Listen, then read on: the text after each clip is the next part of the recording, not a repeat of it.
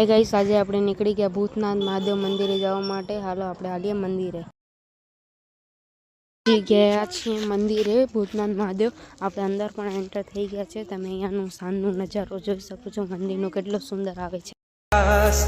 तेरे बल से मैं बलवान बाबा तू मेरा। મંદિરમાં દર્શન કરી લીધા। તમે પણ દર્શન કરી લો। હવે આરતી ચાલુ થાય છે। તમે આરતી પણ